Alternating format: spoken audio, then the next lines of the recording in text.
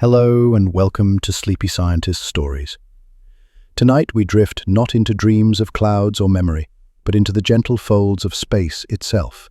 Not the kind of space that hides socks or swallows keys between couch cushions, but the deep, silent stretch between galaxies. The kind of space that may twist or loop or ripple in ways no ruler can trace and no map can hold.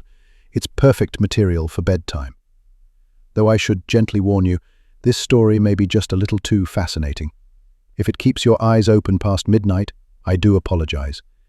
But if you find yourself at 3 a.m. quietly pondering the shape of a toroidal universe, you'll at least have something remarkable to carry into your next morning's daydream.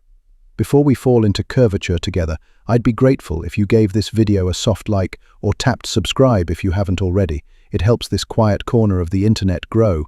And if you'd like, tell me where in the world you're listening from and what time it is as you press play. Maybe you're already tucked in bed, maybe you're brushing your teeth or winding down, a cat on your chest and a cup of tea in hand. Wherever you are, I'm glad you're here. Let's take a deep breath, settle in, and explore the quiet geometry of everything. From infinite planes to cosmic loops that just might turn back on themselves. One last note, this video is meant for gentle education and rest. It isn't medical advice or sleep therapy. If you're struggling often with sleep, I encourage you to speak with someone who can help. And now, we begin. What is shape, really? It seems like such a simple question. We grow up tracing triangles and circles. We recognize shapes before we know how to tie our shoes. Street signs, dinner plates, clock faces. Geometry seems to live in the everyday. But once we step out into the wider cosmos, into the immense quiet beyond our clouds and stars, the question deepens. Because space, the true space between galaxies, has no edges, no corners, no physical surface. It isn't something we can hold or bend. It's not wrapped around anything else. And yet it has a shape. And that shape isn't about appearance. It's about how space behaves.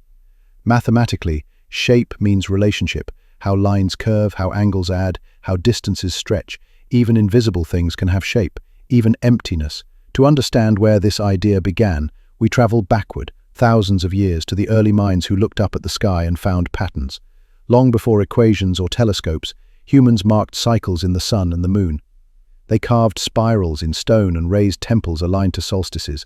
Geometry, literally earth measurement, emerged in the mud and sand of ancient fields, used to mark land after floods, to track the heavens, to understand time. The Greeks would refine it. Euclid, over 2 millennia ago, built an entire geometry on 5 postulates. One of them said that parallel lines never meet. That idea, Euclidean geometry, defined our world for centuries. It made pyramids, maps, orbits all clean, consistent and flat. But eventually cracks formed. What if space doesn't follow those postulates on a grand scale? In the 1800s, Gauss, Lobachevsky, Riemann and others dared to imagine spaces where parallel lines do meet or never do, and where triangles add up to more than or less than 180 degrees. These weren't just clever thought experiments, they were complete systems of curved geometry, self-consistent, strange and real, and they set the stage for a transformation. Because in the early 1900s, Albert Einstein would show that space is not just a backdrop, it's a fabric, and that fabric bends. Einstein's general theory of relativity taught us that mass doesn't sit in space, it shapes it. A planet doesn't orbit the sun because of an invisible pull. It follows a curved path through space that the sun's mass creates. Like a bowling ball on a stretched sheet, the sun bends the space around it, and Earth, like a marble, rolls along that curve.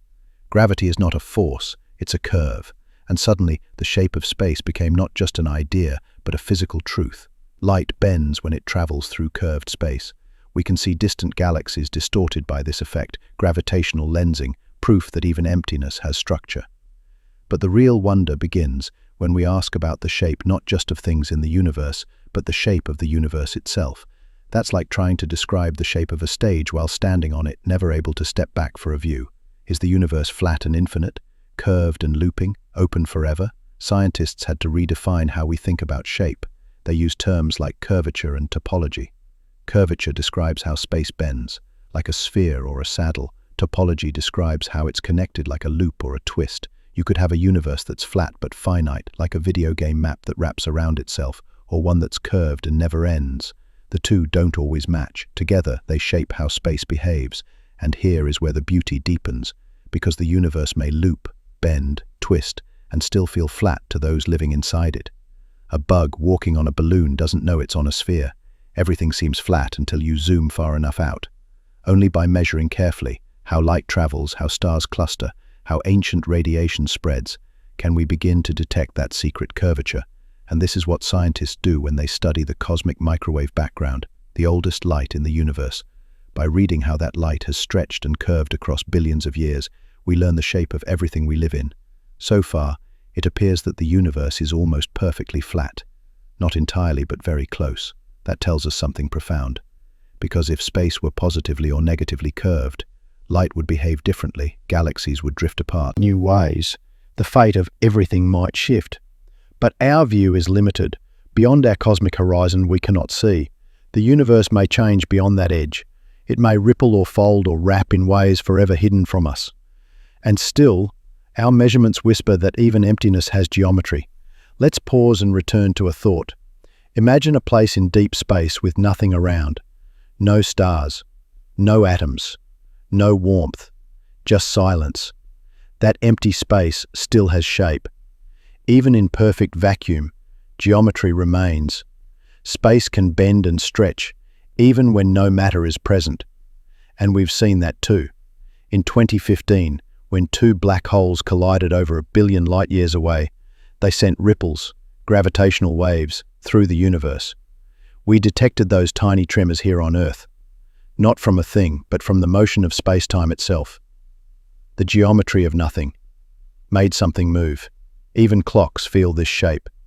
In curved space, time flows differently. A clock near a massive object ticks slower than one far away. This isn't fiction. GPS satellites must account for time dilation caused by gravity and speed. Without Einstein's equations, your phone would misplace you by kilometers daily. Time, space, motion, gravity, all are woven into this fabric of shape. So as we lie here tonight, wondering, know that the stage we sleep on is not flat. It is shaped by stars, curved by motion, stretched by energy. The shape of space is the shape of everything, and even the geometry of nothing is something to dream about. Instead of a force pulling objects together, matter simply moves along the curves carved into space by gravity itself. Even light, which has no mass, flows along these paths. One of the earliest confirmations of this elegant truth came in 1919, during a solar eclipse. British astronomer Arthur Eddington led an expedition to photograph stars near the edge of the sun.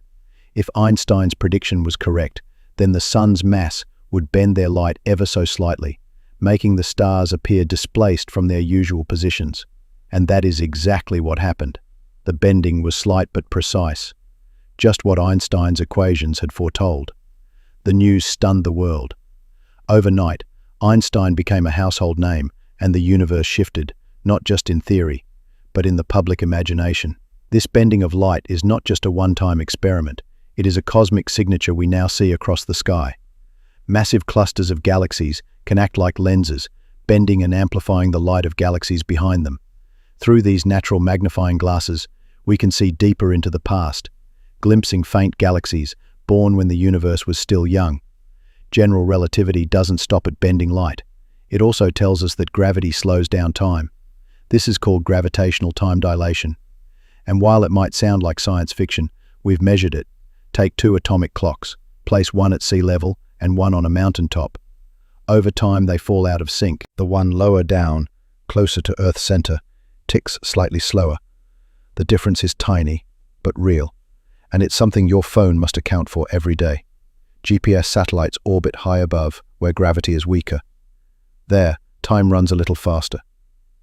If we didn't correct for this, your map might place you kilometers from where you stand. Einstein didn't imagine GPS, but without his work, it wouldn't function. One of Einstein's most dramatic predictions was the black hole, a region where the curvature of space becomes so steep that nothing, not even light, can escape. At first, black holes seemed like curiosities, strange mathematical corners. But now, we know they are real. We found them in the hearts of galaxies. In 2019, we even captured an image, a glowing ring encircling a dark void, the shadow of a black hole itself. It was like seeing Einstein's equations printed onto the sky. Then came 2015. That year, scientists detected gravitational waves, ripples in space-time created by massive collisions. These waves stretch and compress space itself as they move, like rings across a cosmic pond. Detecting them required instruments sensitive enough to measure distortions smaller than a proton. Yet the signals came through. Each wave, a deep note from the universe's hidden symphony. All of this, the bending of light, the flow of time, the dance of black holes and ripples in the void, comes from one central idea. Mass and energy tell space-time how to curve, and curved space-time tells matter how to move. It's a perfect loop, simple and astonishingly accurate. But even so, it's not the full story. At quantum scales, inside atoms, among particles, general relativity doesn't align with quantum mechanics. These two masterpieces of modern physics remain strangely disconnected. Unifying them is one of the great dreams of science. Still, general relativity remains among the most profound theories ever created. There is a kind of poetry in it. Gravity, not as a force, but as a bending of space, a tilting of time. The universe shaped not by pulls and tugs, but by silent curves. We live every moment inside those curves. We sleep, breathe, move, and dream, while gravity, invisible and patient, shapes the stage beneath us. We rarely feel its presence. Gravity makes no sound. It leaves no scent, but it is always there, guiding the fall of stones, the orbit of moons, the spirals of galaxies. Einstein gave us the tools to see this. An elegant frame in which even emptiness has structure, and even silence has form. Most people, when they hear flat, think of pancakes or pages or tired tires. But in cosmology, flat means something far deeper.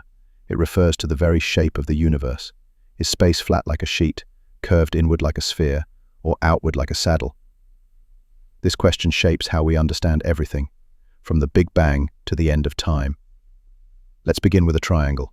On flat paper, the angles add up to 180 degrees. That's Euclidean geometry.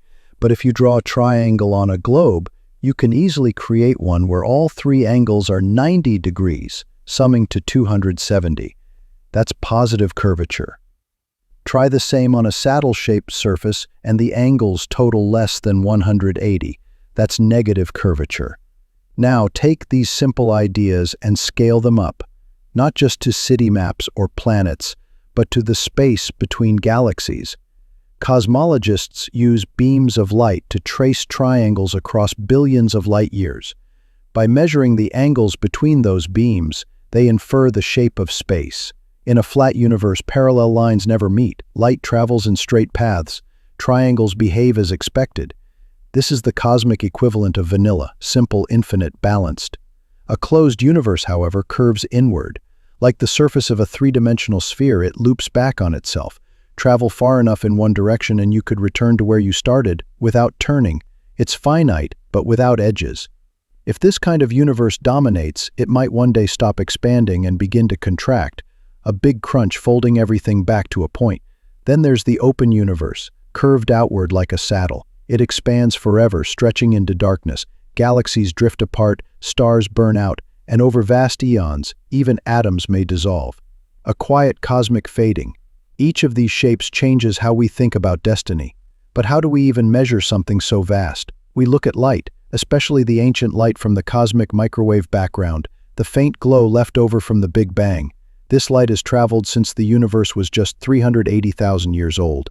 It carries patterns, tiny ripples in temperature and density, that reveal the structure of space. If space is flat, those ripples appear at a certain size. If space is positively curved, the light paths converge and make the patterns seem larger. If it's negatively curved, they diverge, shrinking the patterns. Thanks to satellites like COBE, WIMAP, and Planck, we've gathered exquisite data. And so far, all signs suggest that the universe is very nearly flat, not perfectly, but astonishingly close. Still, our view is limited. We can only see as far as light has had time to travel. Beyond that, the universe may bend or twist in ways we cannot detect. Our cosmic horizon hides those secrets, at least for now. What's even more remarkable is how finely tuned this flatness is. If the universe had slightly more or less energy density at the beginning, it would have curved dramatically by now, collapsing or flying apart too fast for stars to form. This strange balance is called the flatness problem. Imagine a universe as flat as a pancake, though in this version there is no syrup, no plate, no edge to fall from, just an endless smooth stretch of space, continuing in every direction, doing its quiet cosmic work without fuss. This is what we mean by a flat universe, one with zero curvature, so perfectly balanced that even Euclid might have smiled in approval. In such a place, the rules of geometry hold firm. Triangles add to 180 degrees, parallel lines never meet. Even across billions of light years, circles follow the same ratio of circumference to diameter, and straight lines remain the shortest path. It is flatness as pure as math can allow, no bulges, no dents, just clean, infinite geometry. But what does it mean for a whole universe to be flat? Not two-dimensional like paper, but three-dimensional, with length, width, and height. What makes it flat is not its form, but its behavior, its curvature, or more precisely, the lack of it. Picture yourself walking in a straight line in a flat universe. You'd keep walking forever. No looping back, no drifting off course. Space behaves like an infinite floor, not like a sphere, not like a saddle. But how do we know this? After all, we can't stretch a ruler from one galaxy to another. Instead, we follow light. We watch how it travels across vast time and space. The best clue comes from the cosmic microwave background. The ancient glow of the Big Bang still drifting across the universe, carrying within it secrets of the geometry it passed through. By measuring the temperature ripples in this ancient light, scientists can determine how space behaves. If the universe is flat, light moves in straight lines and patterns appear at expected sizes. If it's curved like a sphere, the light converges and patterns seem larger. If it's curved like a saddle, the light spreads out and patterns appear smaller. Missions like WMAP and Planck have measured these fluctuations with extraordinary precision, and the results show that the universe is very nearly flat, not perfectly, but close enough that any curvature is invisible, even across billions of light years, like standing on a giant pancake and not seeing any dip or tilt anywhere in sight. But what if the universe is exactly flat, perfectly balanced, a cosmic knife edge, with just enough mass and energy to keep it from curving inward or flying apart too fast? This perfect flatness is tied to something called critical density, the precise amount of matter and energy needed to balance expansion and gravity. A flat universe sits exactly at this value. Not enough matter and it would drift apart forever. Too much and it would eventually collapse. But here we are, right on the edge, expanding slowly forever, never rushing, never reversing. At first the math didn't seem to add up. The matter we could see, stars, planets, gas dust, only made up about 5% of what was needed to reach flatness. Then came dark matter, invisible but detectable through its gravitational pull, making up another 27%, but still not enough. The rest came from something even stranger, dark energy, a mysterious force pushing space to expand faster and faster. Today we believe that dark energy makes up about 68% of the universe, and when you add it all together, it lands us right at the critical density required for a flat universe, a perfect bullseye hit across. Cosmic scales. It's one of the great puzzles of cosmology. How could everything add up so exactly? Was it luck, a deeper law, or something left behind by the earliest moments of time? One idea that helps is cosmic inflation, the theory that in the universe's first fraction of a second it expanded faster than light, smoothing out all wrinkles and curvatures, like ironing out the folds in space itself. If this is true, then the flatness we see today is the result of that ancient stretching, leaving behind a cosmos balanced with incredible precision. But what does it feel like to live in a flat universe? Strangely familiar, because we already do. Everything we see, from the orbits of planets to the shape of galaxies to the patterns in ancient light, behaves as it should in a flat cosmos. Unless you're measuring at cosmological scales, there are no signs, no bending of paths, no loops. You walk straight and keep going and going, never curving back, never finding an edge. Flatness feels ordinary, but its implications are anything but. In a truly flat universe, space could be infinite, with no boundaries, no center, every point equally valid, its symmetry written across creation, or perhaps it's only flat, within what we can observe and beyond our cosmic horizon. Space might curve gently, or even loop back on itself. Maybe the universe is like a video game map, flat in every local measurement, but with a global shape that wraps and folds in unseen ways. Whatever the case, flatness is a powerful clue that space isn't just a void. It's a structure with laws, with elegance and with balance. And even though a flat universe might seem uneventful, no curves, no crunch, no loops, there's beauty in that simplicity. a place where a straight line stays straight across eternity and geometry behaves like a whispered law. Now picture something even stranger. Imagine walking straight for billions of years past stars and galaxies and dust, and eventually arriving back where you began, without ever turning around. That is the essence of a closed universe, a cosmos where space is positively curved like the surface of a sphere, not a sheet, not a saddle, but something gently looping back on itself. There are three classic shapes in cosmology: flat, open, and closed. And this one, the closed universe, is the most poetic one, curved like cosmic origami, folded, not in paper but in space itself. This doesn't mean the universe is shaped like a beach ball floating in something bigger. Rather, it's a three-dimensional space, curving in a way we can't fully visualize, like the surface of a sphere is to a two-dimensional being. Imagine a creature living on the skin of a balloon. They could walk forever, never finding an edge, but eventually returning to where they began. In a closed universe, the same happens in all directions. Space loops through volume, not surface, finite, but without borders, a universe with a fixed amount of space, but no outside to fall into. In such a space, geometry changes. Triangles have angle sums greater than 180. Straight lines eventually reconnect, and parallel lines curve toward one another. But these aren't just abstract ideas. They change how light moves, how galaxies arrange themselves, and how the universe grows and dies. If the density of the universe is greater than critical space curves inward, and gravity may eventually stop expansion and reverse it, leading to a big crunch, a cosmic collapse where everything returns to the hot, dense state it came from, perhaps to be born again. But in daily life, you wouldn't feel this curvature, no strange tilts or loops as you walk your dog or stare at the stars. Local scales are too small to detect it. It's only across billions of light years that the shape begins to reveal itself. Scientists study this using ancient light again, the cosmic microwave background. If space curves inward, those fluctuations in the light appear slightly larger than in a flat universe. The paths of light converge, making patterns swell. We also look at how galaxies spread out and how their light stretches over time for clues of curved geometry. The Planck satellite and others suggest the universe is almost flat, but there's still a small chance it's closed, just slightly curved inward. It's hard to tell with certainty. Measuring curvature across a universe is like guessing Earth's shape from a backyard hill. You need powerful tools and still can't see it all yet.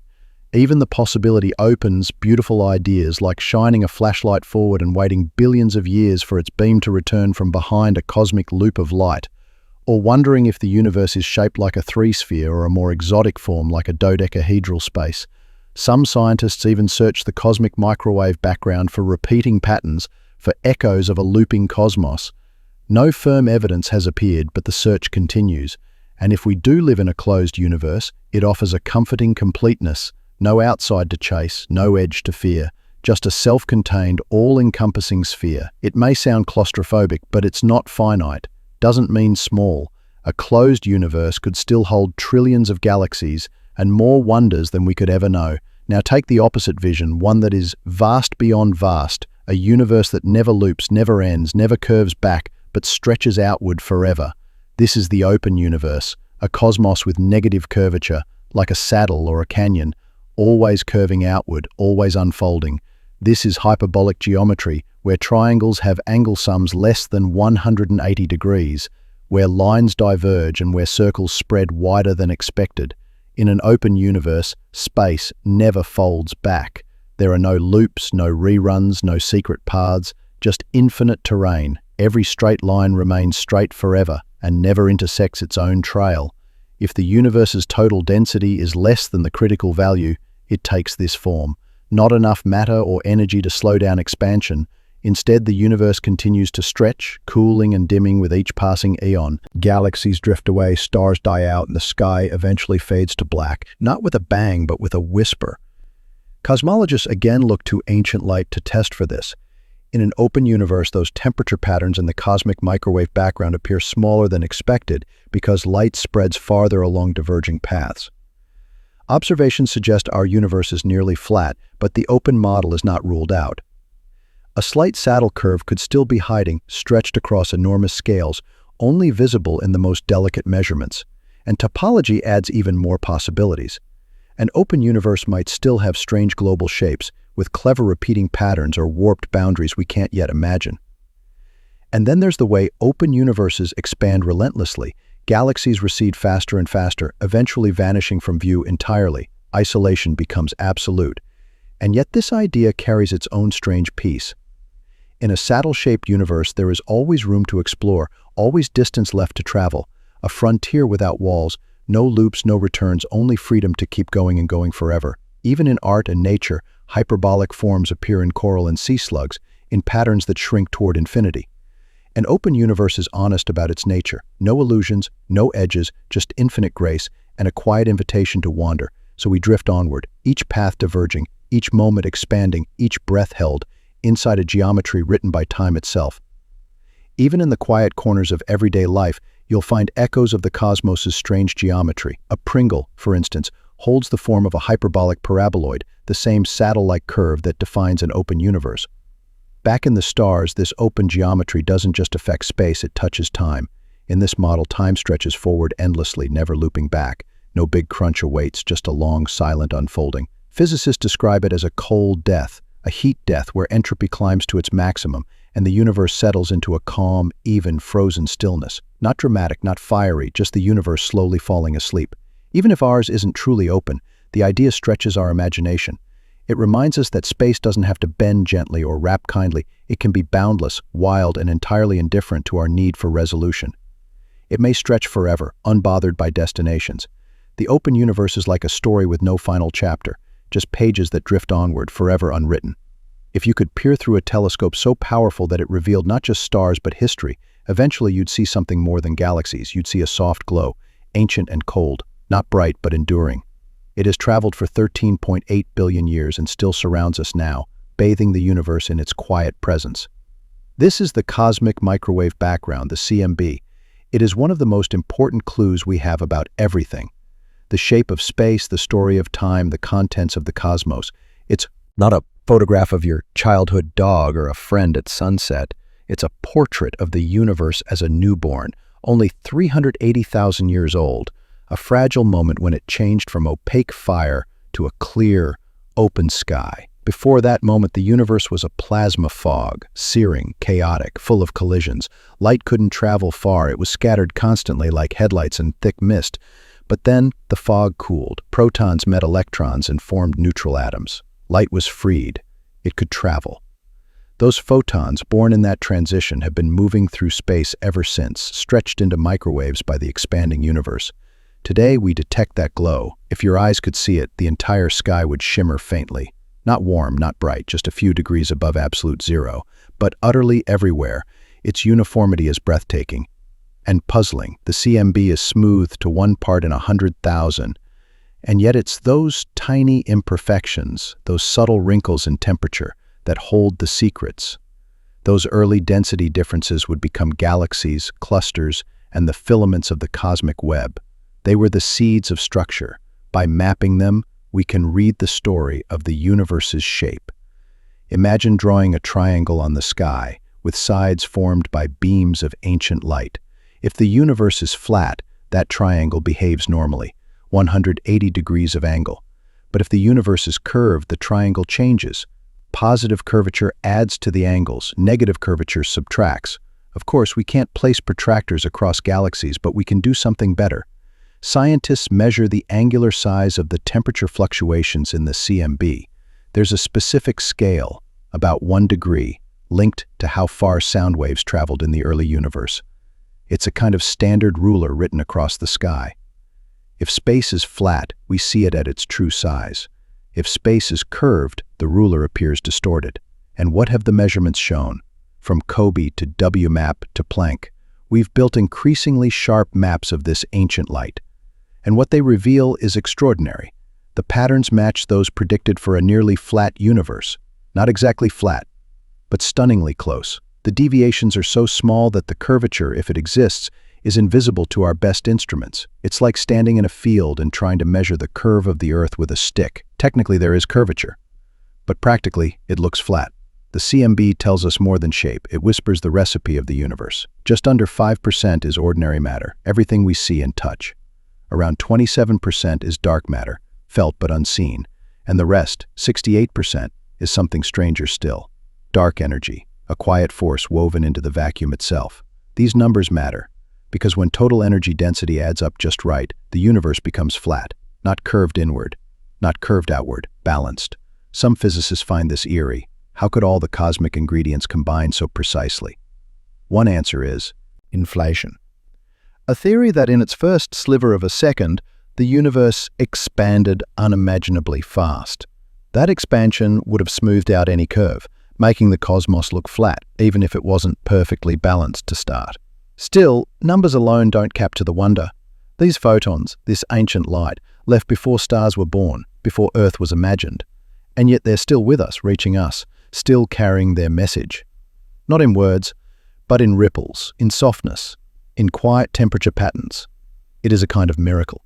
The universe, which owes us nothing, has left behind a map, not of continents or cities, but of sound rippling through the first plasma. A map drawn in light, stretched thin by time. This glow doesn't flicker, it doesn't pulse, it simply is. Everywhere, all the time, covering every inch of sky, and yet so faint we need the most sensitive detectors in history to even see it. It's the softest whisper from the deepest past, and in that whisper, we hear everything. The shape of space, the content of the cosmos, and the direction of time. We'll never visit the early universe, but through the CMB, we can still see it. Cold, ancient, and real. A message from a moment when the cosmos opened its eyes. And it is hard not to feel awe, because that light is older than the stars, and yet it helps us know where we are, what kind of universe we inhabit, whether space bends, stretches, or loops back on itself. The clues were glowing there all along. We just had to learn how to look. There's something curiously satisfying about triangles. Perhaps it's their simplicity, 3 points, 3 angles, and yet a whole world of structure inside. Even ancient civilizations knew their magic. Pyramids were built with them, proofs were shaped from them, and now, in this age of telescopes and satellites, physicists still use triangles to measure something far greater, the shape of the entire universe. Yes, really. In a cosmos that stretches across billions of light years, we still use triangles to understand where we stand. In flat space, triangles behave well, angles add to 180 degrees. But on a sphere, they swell. 3 right angles can make a triangle with 270 degrees. That's positive curvature. On a saddle, they shrink. Angles add to less than 180. That's negative curvature. Now imagine drawing a triangle not on paper, not on a globe, but across the cosmos. One side might stretch between distant galaxies. The others might be beams of light. This is exactly what cosmologists do, and the results tell us about the very geometry of space. If the triangle's angles add up to more than 180, space curves inward. If less, space curves outward. And if exactly 180, space is flat. But how do you draw these triangles? You don't need a cosmic ruler, you need light. The fluctuations in the CMB give us known size ripples. These are our standard rulers, the distances between those ripples and the way light from them reaches us form a triangle. If the universe is flat, the features appear the right size. If space curves, the light paths bend and the features appear bigger or smaller than expected. It's a test of angular diameter distance, one of the cleanest ways to measure curvature. And the results from satellites like COBE, DubMap, and Planck show that the triangles of the universe behave almost perfectly. Not curved inward, not stretched outward, but flat, or close enough that even our sharpest tools can't say otherwise. The uncertainty is tiny, about 1%, but it means any curvature, if it exists, is subtle, hiding at the edge of detectability. Of course, light's path isn't untouched. It moves through clumps of matter, dark matter halos, galactic clusters. These bend light slightly, gravitational lensing. So to measure these triangles precisely, scientists must untangle all those little distortions. It's like trying to read a sign through a heat wave. The message is there, but it wavers. Even so, this method remains powerful. The oldest tools still work. You don't always need massive machines. Sometimes a triangle is enough. Triangles also help in other areas. Supernova brightness, redshift measurements, the clustering of galaxies, all form geometric data. Each triangle is a puzzle piece. The more we fit together, the clearer the picture. And the picture we're drawing isn't of a city or a planet. It's of the structure of space itself. Whether it loops, ends, or stretches forever, whether reality curves or holds straight. And what connects it all? Triangles, the shape of bridges, buildings, and now the cosmos. Math isn't separate from the universe. It's woven into its very structure. So, the next time you spot a triangle, a sign, a sail, a spider web, pause. Somewhere, an ancient triangle is still measuring the curvature of space. Somewhere in the stars, another one is waiting. Now picture a coffee cup and a donut, not for breakfast, but as shapes. To a topologist, they're the same. Both have one whole. From a certain point of view, the universe might behave like that too. Not in shape, but in connection. This is topology, geometry without rulers. Not about distances or angles, but how space links to itself. Could the universe loop? Could you walk straight and end up where you started, not from curvature but from connection? Topology lets space be finite and edgeless, like a game map that repeats, like a square where left and right edges connect. Add top and bottom, and you have a torus, a donut. From inside it feels flat. Angles behave normally, but walk long enough and you loop. Space folds on itself. Now scale that idea to 3 dimensions. Could our universe be like that? Mathematically, yes. A flat universe could still loop. It could be finite, yet without edges. Space could reconnect in hidden ways. And how would we know? If light can travel in loops, we might see the same galaxy from different directions, ghost images. The sky could contain repeating patterns, echoes from light circling around. These would be faint, hard to detect, but not impossible. Scientists have searched the CMB for signs, repeating circles, matching patches, no clear evidence yet, but the search continues. And the idea remains haunting. That space, like the donut, may bring us back where we began, that the universe, from being open or endless, might be quietly looped, self-connected, bound not by walls, but by whispers. And in that hidden folding we may one day see ourselves. Again, even in the quiet corners of life, you'll find echoes of strange geometry, a Pringle curling into the shape of a hyperbolic paraboloid, the same saddle-shaped curve that defines an open universe. Out in the stars, this open form affects more than just space. It stretches time forward endlessly. In this model, there is no return, no looping back, no big crunch waiting. Only a long unfolding, a drift into silence, where entropy slowly takes over, energy spreads thin, and the universe cools into a quiet, still hush. It's not a dramatic end, not an explosion, just everything falling asleep together. Even if our universe isn't truly open, the thought widens the mind. Space doesn't have to bend gently or close like a bubble.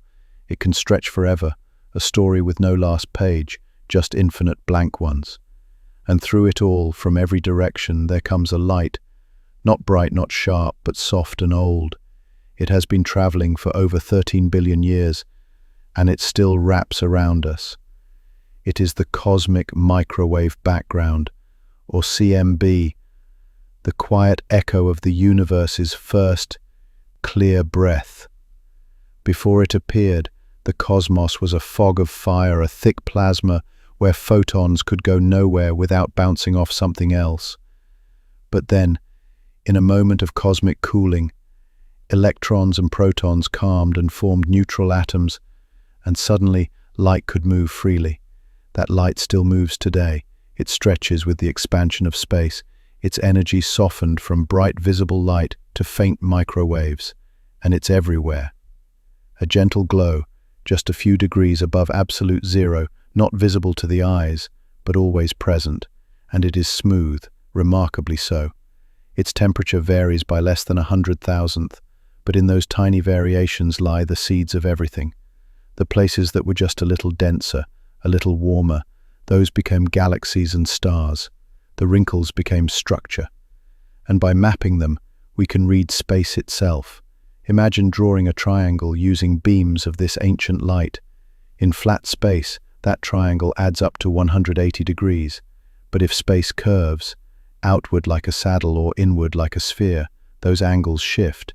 We can't draw these triangles with pencils, but we can measure the scale of the ripples in the CMB. These ripples form a cosmic ruler etched into the sky. If the universe is flat, the ruler looks one way. If it curves, the ruler appears distorted. And what do we see? From the Kobe satellite to WMAP to Planck, the picture becomes clearer with each step. The fluctuations in the CMB point to a universe that is astonishingly flat, not perfectly so. Our instruments have limits, but close enough that any curvature must be incredibly subtle. It feels flat, and that's what the CMB tells us. Space doesn't bow sharply, it flows straight, but it tells us more than that. It tells us what the universe is made of. Only about 5% is familiar: stars, gas, planets, people. About 27% is dark matter, unseen, but pulling with gravity. And most of it, nearly 70%, is dark energy. Something stranger still, something that pushes space to expand faster and faster. These ingredients together shape the fate of everything, and they explain why space appears flat. In this precise balance, energy density equals the critical amount needed for flatness. Not too much, not too little, just enough. And that, too, is curious. How did the universe land so precisely on the edge? One answer is inflation, a burst of expansion in the universe's first sliver of time that ironed out any initial curve. Inflation smoothed space so thoroughly that even if it was once wildly curved, now it appears flat across observable scales. But flatness doesn't mean boredom. This ancient light holds a map drawn before stars, before atoms even, a map that glows quietly in all directions, waiting to be understood. It is not a map of countries or continents. It is a map of vibration, of density, of the first motions of matter. It whispers of time, of expansion, of energy left behind. Even without perfect precision, this glow surrounds us with meaning. It lets us know we are part of something vast and elegant, that we live inside a structure, one shaped by gravity, by sound, by the quiet ripples of early pressure waves. And those waves, frozen in place by time, still speak. Not loudly, just enough. They tell us the shape of everything, and they use the simplest tool, triangles. Triangles have always been tools of understanding, used in temples, in proofs, in maps, and now in cosmology. A triangle's angles reveal space's secrets. In a flat world, they sum to 180 degrees. In a curved world, they deviate. So we look skyward and build triangles from light, from galaxies, from sound waves etched in microwave sky. These aren't drawn in chalk. They are drawn in motion, and from them we learn. If the angles are normal, space is flat. If not, it curves. And the results again and again tell the same tale: flat, or close enough to be nearly indistinguishable. The instruments agree, the sky agrees, the light agrees. But light doesn't travel untouched. It bends as it passes massive structures. Galaxies, clusters, even dark matter halos, all distort its path. These distortions, called gravitational lensing, must be untangled carefully. They add noise, but not confusion. Once accounted for, the geometry still stands. And triangles don't stop there. Other measurements, supernova brightness, galaxy clustering, add to the picture. Each triangle is a clue. Each one says space behaves as if it were straight, balanced, calm. So triangles become tools, not just in ancient architecture, but in modern cosmology. Not just For bridges, but for stars. And when we look at a triangle now, we can think not just of shape, but of space itself, of the deep structure in which everything moves. But not all structure is about curves. Some is about connection. Topology asks different questions. It doesn't care about angles or lengths. It cares about how things are linked. Is space connected? Does it loop? Could the universe fold back on itself, not because it curves like a sphere, but because its edges meet like a donut? In topology, a coffee cup and a donut are the same shape. Both have one hole, and space, too, might share that kind of strange sameness. It could be flat, yet finite, like a video game map that repeats. You walk straight forever, but you pass the same place again, you loop. Not in time, but in space, and that would mean strange possibilities. The same galaxy could appear in the sky more than once. Light looping around the cosmos could give echoes, ghosts. Scientists have looked for them. Patterns in the CMB, matching circles, repeating signals. None found yet. But the search is not over, because even if we cannot see the loops, they may still be there, hidden in the fabric, woven into space's quiet stitching. And if they are, it would mean something gentle and profound. The universe is not endless, not boundless, but self-connected, a place where every path leads home, where light, given enough time, might return, and we might see ourselves from behind, not in mirrors, but in space itself. So in the end, triangles, topology, and temperature all become ways of asking the same question. What is the shape of all this? And in every answer, there is wonder, not finality. The cosmos stretches and folds, glows and curves, hides and reveals, but it never stops whispering. And all we must do is listen. You are floating again, this time not through stars but through possibility itself, where the space between galaxies is not only distance but design, not only quiet but curved thought, and what seems like nothing at all holds shape deeper than surface, deeper than light, deeper than time. Here even the absence of matter whispers with structure, and you are drifting, not just in direction, but through a geometry that shapes your journey without ever showing its lines, where the angles of triangles sewn into space speak louder than any shout, and what they say is both simple and profound. The universe behaves as if it is flat, as if every corner of the cosmos aligns, not in chaos but in calm, a silent symmetry that stretches from horizon to horizon, steady and soft and nearly perfect. The light you move through is old, not warm, not bright, but still there. A glow from when the universe was too young for stars, when everything was heat and scatter, and photons could not yet travel far without bouncing. But then it cooled, and in that cooling, light was freed, and that first breath of clarity still echoes, stretched into microwaves, into whispers, into the cosmic microwave background that wraps you now in its ancient hush. It is not visible, but it is everywhere, and in it live the first imprints of everything, the earliest textures of time, the soft wrinkles that would become galaxies, stars, stories, and you. These ripples, these ancient waves, form a kind of ruler across the sky, and with it, you can draw triangles not with pencil or string, but with light and distance, with curvature and measure. And if space is flat, the angles of these cosmic triangles add up in just the way Euclid once promised. But if space is curved, if the universe bends in on itself like a sphere or flattens outward like a saddle, then the angles shift, and with enough precision, enough stillness, you can read the shape of space from the sky itself, not as a metaphor, but as geometry. You listen to the CMB, not with ears but with instruments, Cobe first, then WMAP, then Planck, and what they show again and again is something breathtaking in its quiet certainty. The universe is nearly flat, so perfectly balanced in its energy and expansion that any curve, if it exists at all, is beyond the reach of even our most delicate cosmic tools. It is like standing on a planet and trying to see the arc of a horizon with a blade of grass. There may be a bend, but it is slow, vast, and so smooth that from where you float, it feels like calm eternity. And this flatness is not just a shape. It is a story about what the universe is made of, about how it began, about where it might go. Because a flat universe needs a particular balance of energy, a critical density not guessed but achieved, and in the tally of what fills the cosmos, you find that only 5% is made of atoms, of you, of stars, of the familiar. The rest is shadow, 27% dark matter invisible but pulling, and 68% dark energy, stranger still, not pulling but pushing, a pressure with no surface, a stretch with no touch. This balance is no accident. It may be the result of a moment called inflation, when the universe expanded faster than light could follow, smoothing any wrinkles, ironing out any curves, stretching space so evenly that even if it began bent, it now appears flat across the visible sky. And in that smoothing, the seeds of stars were scattered, not as fire but as pattern, not as chaos but as scale. These patterns still echo in the CMB, waiting to be read, measured, understood, and through them, you are not just guessing, you are learning, holding a ruler as wide as time itself. But triangles do more than some angles. They ask deeper questions. And when you arrange them from the glow of ancient light, from the flicker of distant supernovae, from the clustering of galaxies, they agree the universe is flat, or nearly so, not bent like a sphere, not curved like a saddle, not twisted or looped or misshapen, but calm, balanced, elegant in its stretching. And yet the idea of shape is more than curve, more than angle. It is also about connection, about how space is sewn. Topology, the hidden stitching of the cosmos, asks if space folds back, if it loops like a ring, like a donut, like a whispered circle with no start and no edge. You imagine a universe not infinite, not open-ended, but repeating, not because of curve, but because of closure, not a bubble, but a loop, where going far enough in one direction brings you back, not to the same place, but to the same space. And in this strange geometry, the same galaxy might appear in more than one spot in the sky, the same light might arrive twice, 3 times, looping through the universe like a memory that cannot fade.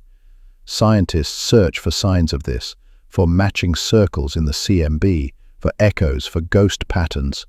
But so far, no loop, only vastness, only expansion, only soft, clean symmetry. Still, the idea lingers, not as certainty, but as invitation that space might fold, that you might, in traveling far enough, return not just in time but in place, that the universe, even if flat, might be finite, might be shaped like a video game screen, repeating, not in appearance but in structure, and in such a space, everything is near, no matter how far, and every journey is a path toward home, even when it leads outward. So you drift through triangles and loops, through temperature and light, through data and wonder, and in each piece, you are learning not just facts but feelings, not just numbers but structure, not just where you are, but what kind of place it is that holds you. Quiet, expansive, precise, smooth beyond belief, ancient beyond memory, shaped not by walls or edges, but by soft curvatures and the glow of long-traveled light. And the more you listen, the more you realize you are not separate from this shape. You are inside it, part of it, made of it, thinking through it, and that every night sky, every angle of starlight, every pause between questions is another triangle, waiting to be read. You are not falling into a black hole tonight. You are orbiting it gently, quietly, from a safe and infinite distance, circling like light that hasn't made up its mind. Not yet. You've seen the darkness at the center of a galaxy before.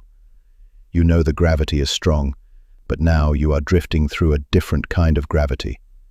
One that pulses, one that moves. You are in the space between black holes, and here space itself ripples. Not metaphorically, literally, the fabric moves.